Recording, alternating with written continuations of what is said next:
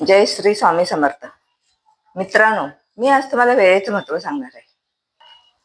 पण त्या अगोदर तुम्ही मला सबस्क्राईब केलं नसेल तर सबस्क्राईब करा आणि व्हिडिओ आवडला तर लाईक करा आणि कमेंट करा. चला तर व्हिडिओला पुढे सुरुवात करूया. तुम्हाला माहिती आहे का, जगात कितीही महाग घड्याळ असू द्या, लाखो करोडोचा असू द्या, पण ते वेळे इतकं महाग नसतं. त्याची वेळे इतकी किंमत नसते. माणसाच्या आयुष्यातला सगळ्यात महत्वाचा क्षण कोणता माहिती आहे तुम्हाला? तो म्हणजे वेळ हातात निघून गेल्यानंतर त्याला जाणीव होणे, मी ते काम करायला पाहिजे होतं, मी ते काम केलं असतं. आता तुमचं वय काय आहे आणि यामध्ये तुमच्याकडे वेळ आणि समजदारी दोन्ही गोष्टी असतील ना, तर जगातले सगळ्यात लकी माणूस तुम्ही आहात. कारण माणसाकडे जेव्हा समजदारी असते तेव्हा वेळ नसतो, आणि जेव्हा वेळ असतो तेव्हा समजदारी नसते. म्हणून तुमच्याकडे ह्या दोन्ही गोष्टी असतील तर तुम्ही जगातल्या सगळ्यात लकी माणूस आहात, ही गोष्ट लक्षात ठेवा.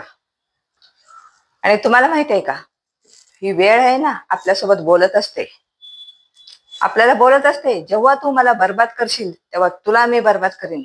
जेव्हा जेव्हा मी बर्बाद होतो तेव्हा तेव्हा तू बर्बाद होतोस. जेव्हा तू रील बघण्यात वेळ घालवतोस तेव्हाही मी बर्बाद होतो. आणि जेव्हा तू सकाळी 9-10 वाजल्या तर आळशासारखा चादरमध्ये लोळत पडतोस तेव्हाही मी बर्बाद होतो. जेव्हा तू फालतू गप्पा मारत बसतोस तेव्हाही मी बर्बाद होतो. त्यामुळे लक्षात ठेव, जेव्हा तू मला बर्बाद करशील तेव्हा मी तुला बर्बाद करीन. ही वेळेचं सांगणं असतं आपल्याला.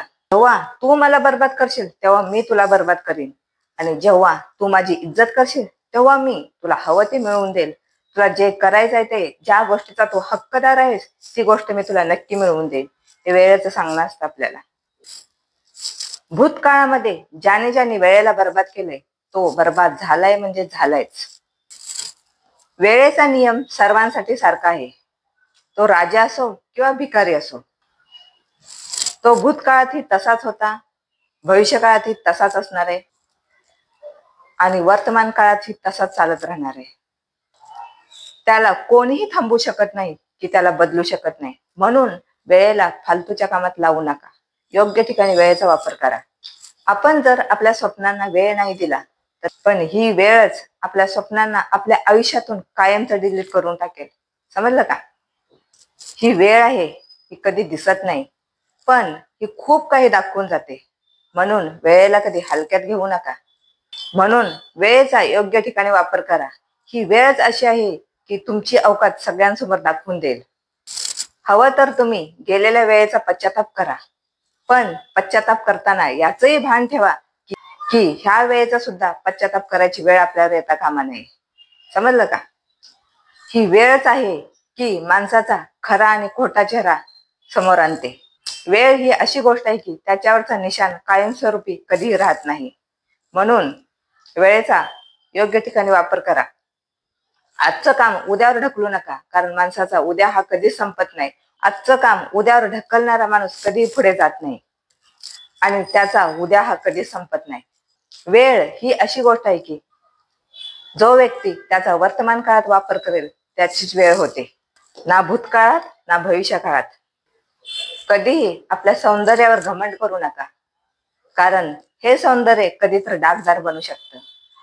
आणि कधीही तुमच्या कुरूप असण्यावर दुःख करू नका, आणि तुमच्या याच कुरूप रूपावर लोक दिवाने होतील.